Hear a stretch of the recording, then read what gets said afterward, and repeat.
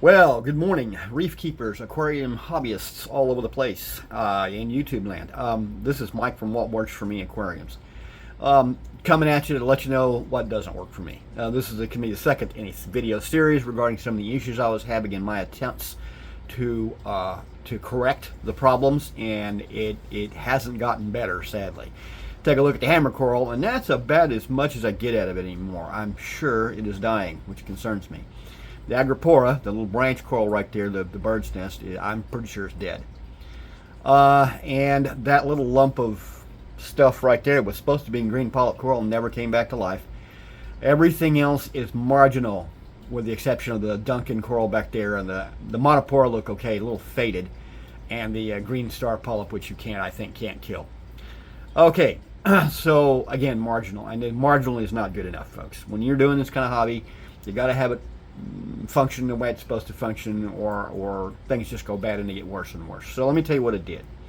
I paid a visit to a place that if you're ever in the Hurst, Euless, Bedford area, that's the area between Dallas and Fort Worth. I believe it's actually in Euless or Hurst, I'm not sure which, place called Glass Aquatics. Drop by and take a look. Fantastic shop. Young woman there named Ember who really knows her stuff. She helped me greatly. Did not try to pass anything off on me or sell me anything. She did sell me something, but it really wasn't her main goal. Her main goal is to see that I had a healthy aquarium, and I really appreciate them. They've been in business for quite some time. Apparently her mother owns the shop. They grow their own coral, and they've got a magnificent collection. I'm not kidding. They've both got colonies, and then they've got individual frags, and they're beautiful, and the prices are reasonable, and you'd love them. Ember is really smart. She knows what she's talking about. I guess she's been around all her life. So something to consider if you're ever in the area, drop by. And the reason I was there, the last video I told you I think I was looking for a new salt, a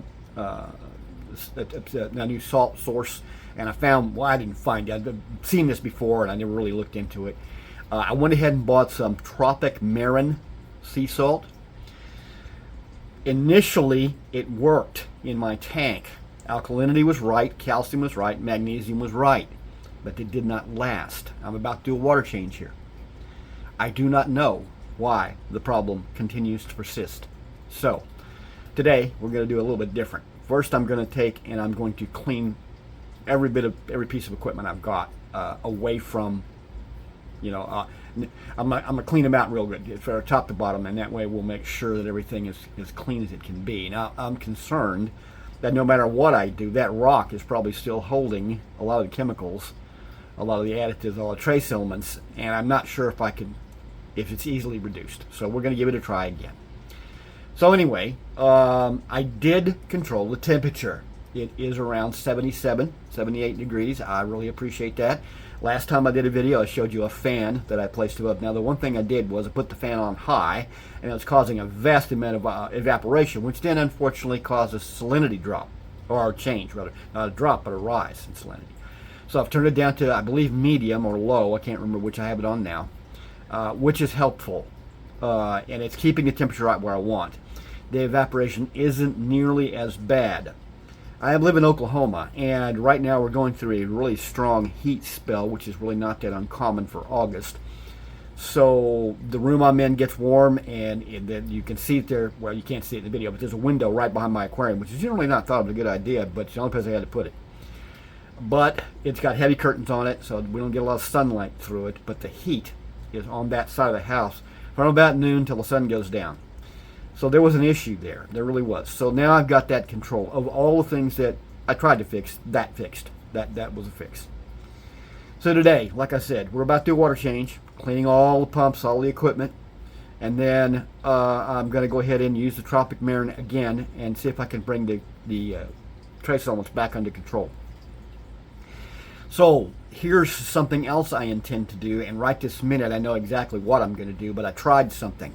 The girl down at Glass Aquatics, Ember, mentioned that it would probably be beneficial, especially the evaporation rate, to get an auto top off. Now, the reason I said she didn't try to sell me is she had one, but she said, Mike, it's really rather expensive, and I don't want to trouble you with that. And then there's a HDY solution, a do-it-yourself solution, and sadly, it's not exactly the kind of solution I was looking for. So I'm going to go ahead and get an auto top off. And when I do get it, I've been looking at it and reviewing it on YouTube. It's by a company called F-Zone. When I do get it, I'll do another video and show you what I did. Okay, but right now, let me show you what I have done in order to fix the auto top-up situation.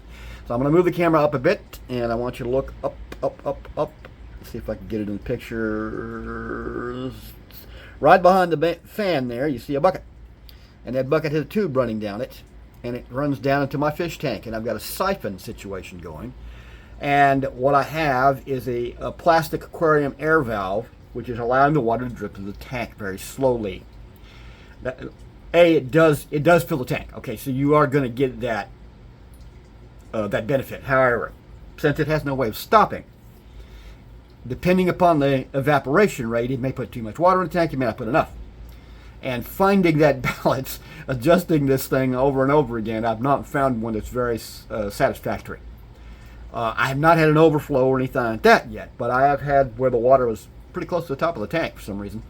Well, that's some reasons, because the water's running into it constantly, and it wasn't evaporating that fast. I'm going to imagine that evaporation isn't a constant issue. You know, it may be evaporating, but it's probably not evaporating at the same rate depending on time of day and so forth. So, long and short, you're going to wind up getting an auto top off, especially this time of year. Now, the killer is, here in a minute, it's going to be cool here, very cool, and into winter. And I probably won't need it as much. Up until now, because of without the fan, the auto top off has not been a problem. Because I put about a cup of water in a day, one in the morning and one at night, 2 cups. One in the morning and one at night when I go to bed, and it's been perfect. It's not changed salinity, and the water hasn't dropped. The water level hasn't dropped much. But like I said, right this minute, the heat has been just too much. And so that auto top off, I think, is better looking all the time. So I'm going to go ahead and send for one. Now, I do have another issue that I'm beginning to deal with, and I'm seeing a great deal of algae pop up, and it may be bryopsis, and it may be hair algae, and various other types of algae. And I've seen on YouTube some various solutions for this. Now, I've got something here called Aquaflux. That's wrong. Reef Flux. And I'm going to try and use it. It's some sort of antifungal that was intended for fish medication, but I'm told that it has a dramatic effect on algae as well. The problem is, according to this, you shouldn't change water for 3 weeks, and I can't see how I can do that in this little tank. It would concern me considerably, especially with the problem I'm having. So I'm more apt to worry about the algae later. It is not growing at a great rate. And I would love to find something small, some small creature that would eat it and leave the rest of everything else alone. And I'm going to look at that. But I know there are also some other chemicals that you can add. Something called Microbacter and a couple of other additives that I've looked at on YouTube that I'm probably going to try and use. Okay. So that's everything for now. Still a sad state. Not horrible, not a crash, just not good. And I'm trying to bring everything back to life, and we're going to get that going if it kills me. So, in fact, that sad part is I've been ignoring my freshwater tank for the saltwater tank, because the freshwater tank sort of holds up, and the fish that are in there are nearly indestructible, and they don't seem to care one way or the other that I haven't done anything with it. But a 75-gallon tank takes a lot longer to go bad, too. Probably get some high nitrate right now, but the plants are doing a great job.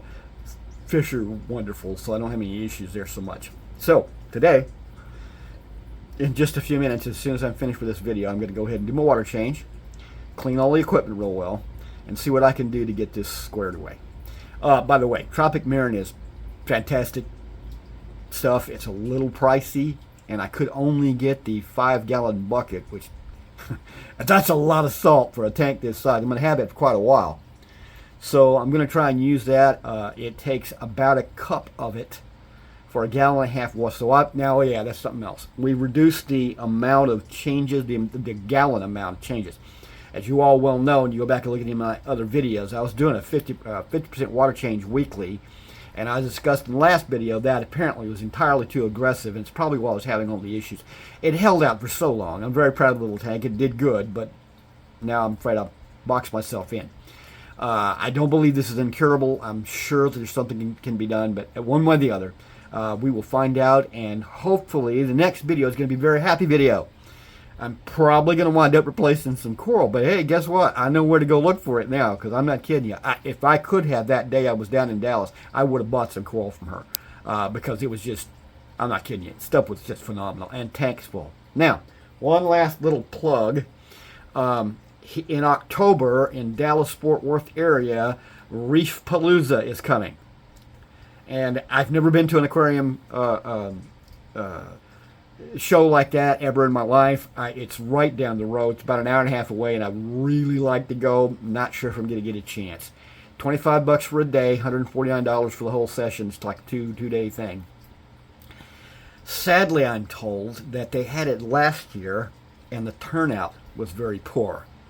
They said they only had about 400 people both days pass through. Don't know if that's just because it was new and maybe not well advertised or whatever.